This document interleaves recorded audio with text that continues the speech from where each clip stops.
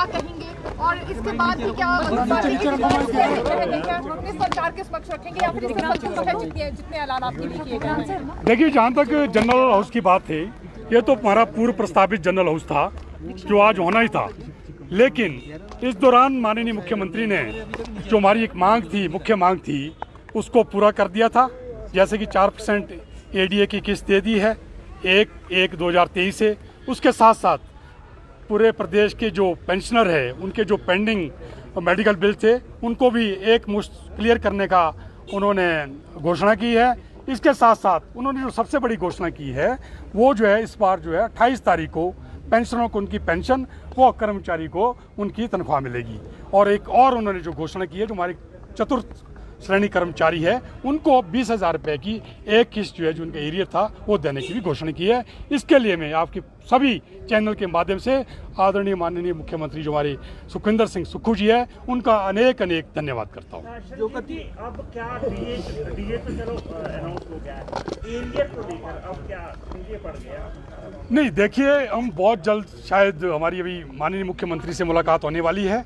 उसके बाद एक हमारी जो अहम बैठक होएगी मुख्य सचिव महोदय के साथ, उसमें हम जो भी हमारी ये जो एरियर है, डीए का एरियर रहता है 1/7/2022 से 21 महीने का वो है, और साथ में जो पे एरियर है 2016 का नए पे स्केल का, उसके बारे में भी हम माननीय मुख्यमंत्री से आग्रह करेंगे कि उसको भी बहुत जल्द से जल्द चरणबद्ध तरीके से कर्मचारी को देने की। मुख्यमंत्री ने अनाउंस किया है, क्या अब आप लोग सहमत है, आप राजी है उनके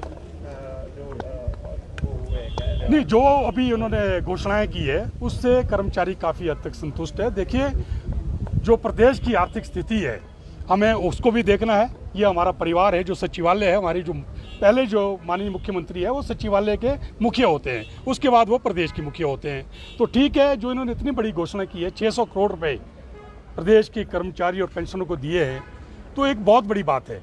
जहाँ तक मैंने कहा कि एरियर की बात है, इसके बारे में भी हम बात करेंगे। सर, जो प्रिविलेज मोशन जारी किए गए थे अभी तक वापस नहीं लिए गए? देखिए, जहाँ तक प्रिविलेज मोशन की बात है, मैं आपके माध्यम से बता देना चाहता हूँ, हमें हमारे कर्मचारियों ने कहा कि देखिए, हमारी ये मांगे हैं कि आपको बाहर आना पड़ेगा, तो हम आप बाहर आए, हमने रोष व्यक्त किया।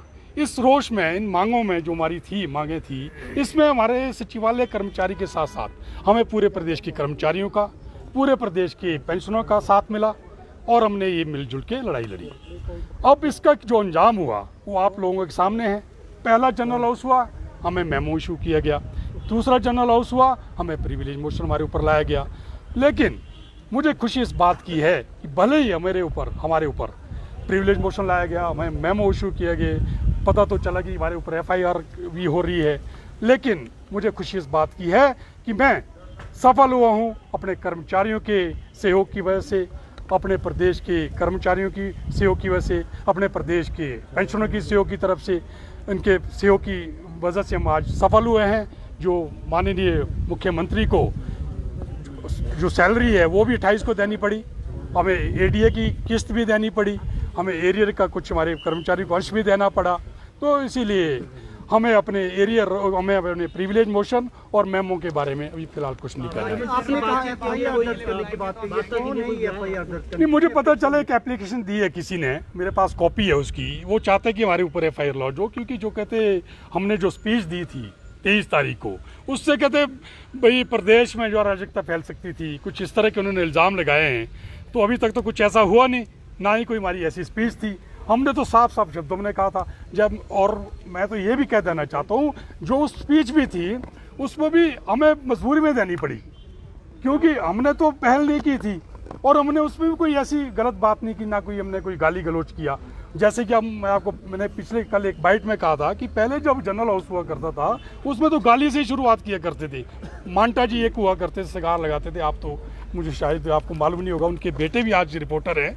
इसी तरह से एक बार की बात है कि एक MP साहब थे, मेंबर ऑफ पार्लियामेंट, बहुत वरिष्ठ नेता थे, वो एक बार जो उन्होंने सब्जी मंडी में कोई स्ट्राइक हो रही थी कर्मचारियों की, तो उन्होंने एक स्टेटमेंट दे दी थी कि ये जो स्ट्राइक है ये जो जायज़ नहीं है इनकी स्ट्राइक। लेकिन दूसरे दिन जब वो MP साहब जो ना कर्मचारी को मिले, तो कर्मचारी उनको उठा के ले गए सब्जी मंडी, और सब्जी मंडी में उनको अपने वो शब्द भी वापस लेने पड़े, साथ में कर्मचारी के हित में बात भी करनी पड़ी। लेकिन तब भी इस तरह की चीज़ें नहीं होती थी।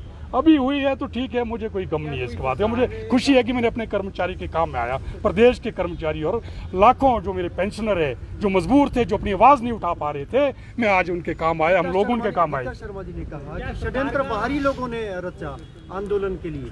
नहीं, देखिए, आंदोलन के लिए उन्होंने ये नहीं कहा कि आंदोलन के लिए बाहरी लोगों ने षड्यंत्र है। उनका कहने का मतलब है ये जो आंदोलन हमारे को करना पड़ा, ये बहुत पहले जो है ना ख़त्म किया जा सकता था।